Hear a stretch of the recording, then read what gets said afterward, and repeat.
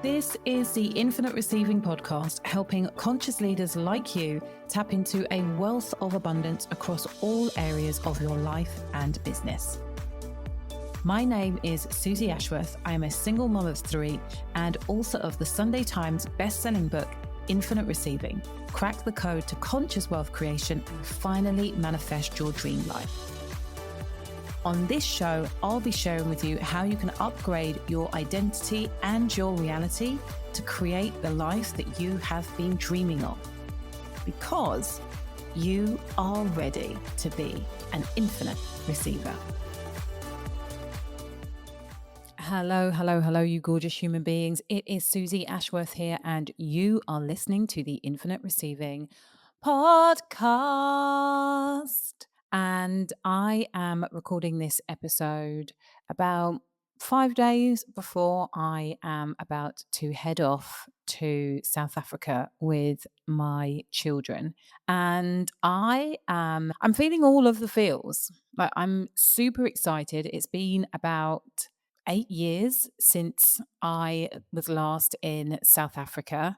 Aluna actually is going to be 9 at the weekend. And I remember that the last time that we went, we didn't have to pay for her. So she must have been just under 2.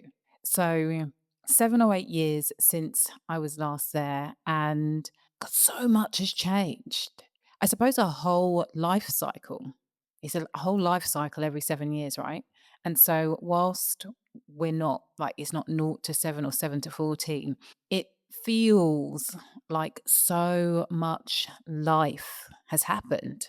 You know, the last time I was there, I was married. Aluna was 2. We stayed with my friends, my best friend, who I met when I was 19 years old. She was married. She is no longer married. And yeah, going to South Africa, it was the start of, it kind of sowed the seeds for what it might be like to be traveling a lot. It sowed the seeds, I think, for Mexico. And, you know, since then, divorce, Sunday Times bestseller, multiple millions of pounds. The kids, like Aluna was a baby. She's now about to be 9 years old. Caesar is a teenager, a proper, real life, bona fide teenager. And Coco is a tween. She's 12. The kids are in, you know, secondary school, high school. There's so much life that has happened. And so it feels really exciting to be going back. It feels like, wow, I feel proud of myself for making this happen. I feel great about being able to go and see my best friend in her country, because normally it's her coming here to visit her family and her other friends. So that feels really amazing. And I'm also very nervous. It's the first time the kids and I will have been alone or away completely on our own with no additional childcare support, because in the past I have travelled with my assistant, Tilda. And whilst, of course, I've been away with the kids on their own, not for 18 days. So there is a part of me that feels very, very nervous, because where we are in this chapter of the book as a family, I've got to say, like, the teenage years have been really real. And this need to stretch and push the boundaries and go beyond what I feel is safe and acceptable, and all of the things as a mother who wants to protect her children, all of those things are being constantly challenged. I say the sky is orange, they will say the sky is blue. And they will tell you that the sky is blue with such conviction that you will, at some point, start wondering if the sky is really orange. Like, you will start wondering that. And what I have found is that this part of life for me, not really as a mother, but as a woman who is on a spiritual path, who is wanting to live life on purpose, who is wanting to squeeze the juice out of each and every moment, who is wanting to be the model for what is possible, the mirror for all of my fears, all of the places where I do not trust, all of the places where I want to buy into the illusion that I am in control in some way, shape, or form. I'm seeing those mirrors multiple times a day. And it probably is the most challenging period of motherhood that I have had. And I say that with a wry smile on my face because I'm sure I've said this before, but when you don't know that the baby years and lack of sleep and all of that is going to feel like child's play in comparison to this. The idea that I could have said to the younger version of me, Guess what? And even as I say that, that's the whole point. That's where we are right now. I am living and working with and trying to protect and guide the younger versions of these human beings. And every way that you view the world, whatever their father and I have done, we have brought up kids who at this stage feel confident in exploring their own sense of self. They are more interested in exploring their own sense of self than listening to reason. And there is a part of me that finds that so infuriatingly frustrating. And then when I'm able to kind of reflect in a place like this on the podcast, I know that that is so important. I know that there is nothing wrong with that. I know that in actual fact, it is a gift that I can either try and squash and control and manipulate or allow. It's just that in the allowing of it, it brings up all of my stuff. So there's a part of me that feels super excited that we're going to be going on this adventure. And it really is an adventure. We're going to be volunteering. We're going to be in Cape Town for a little while, and then we are going somewhere else, which is about 4 hours away from Cape Town. And we're going to be doing a mix of community projects and wildlife projects, which are going to be amazing. And a big part of the reason that we are doing this is that this is my sneaky way of trying to control the situation. Like, yes and no. I have the idea of spending the summer on tenterhooks and in constant negotiation with my kids did not feel appealing at all. Did not feel appealing at all. And the other really big part of this is that when I think about some of the things that make me me, I was brought up with a foster family where my mum and dad worked so freaking hard. I saw my mum and dad working and I really understood work ethic. And because of the way that I have designed my life, especially now, I don't think that the kids realize that in order for us to live in the home that we live in, to drive the car that we drive, like I actually work, like they have some kind of idea. And it's not even that I desire to start to create the paradigm that you have to work hard for your money, but there is something about work ethic that does feel important to me that I question whether I've taken that a little bit away from their perspective. And there's a part of me that questions whether that's a good thing or not. Science would say it's not a great thing. And it's why wealth always skips a generation, because the generation who've had direct access to it from their parents don't understand the value of it because they've always been able to just get it.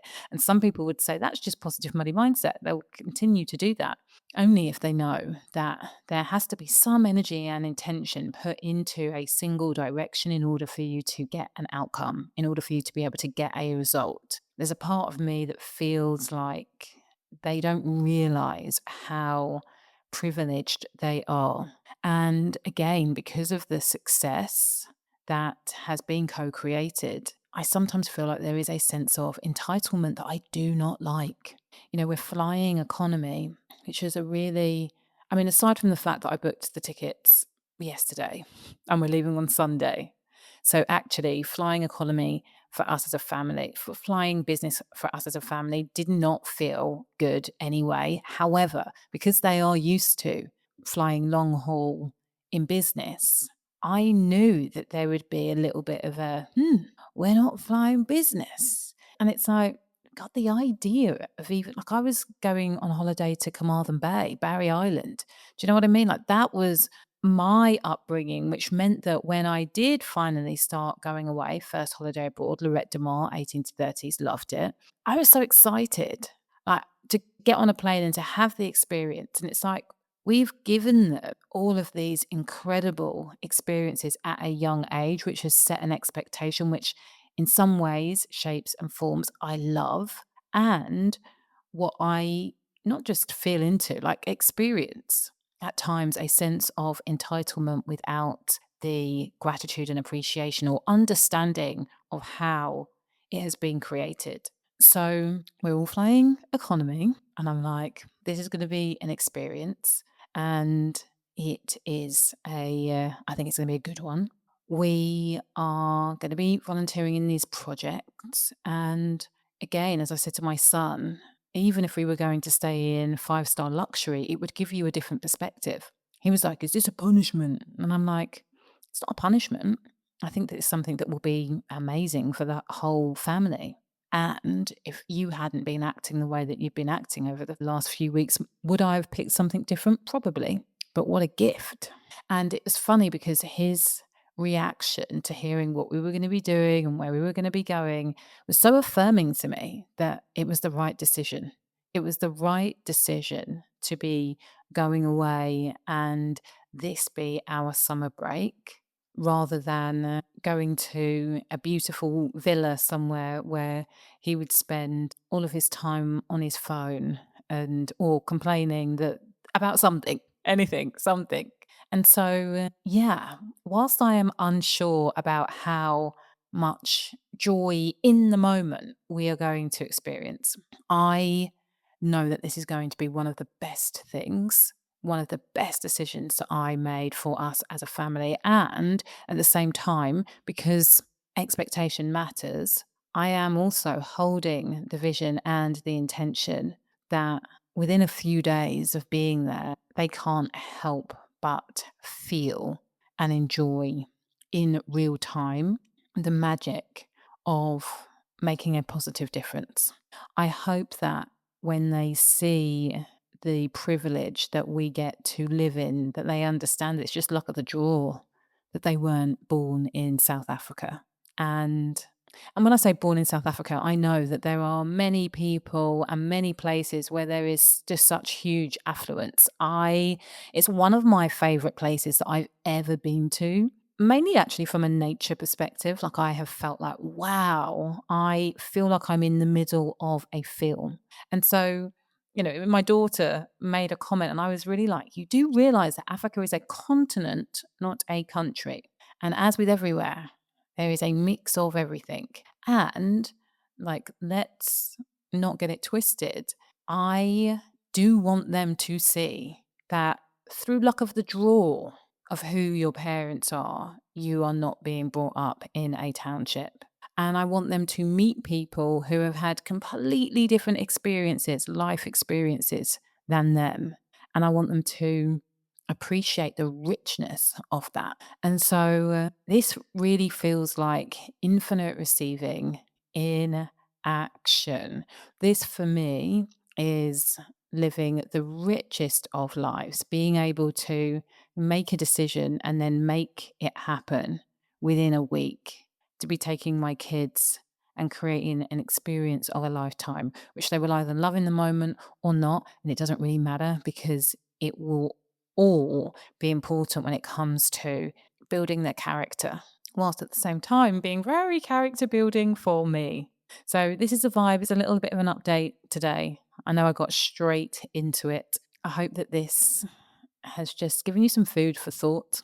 And I look forward to updating you on all of the lessons and everything that I learned and we learned as a family when I get back. Please feel free to follow along on Insta. That's where I will be sharing our experiences. And in the meantime, please remember that faith plus action equals miracles. Thank you for listening to Infinite Receiving with me, Susie Ashworth. I'd love to share with you my Infinite Receiving activation audio. Go to susieashworth.com/ activate infinite receiving.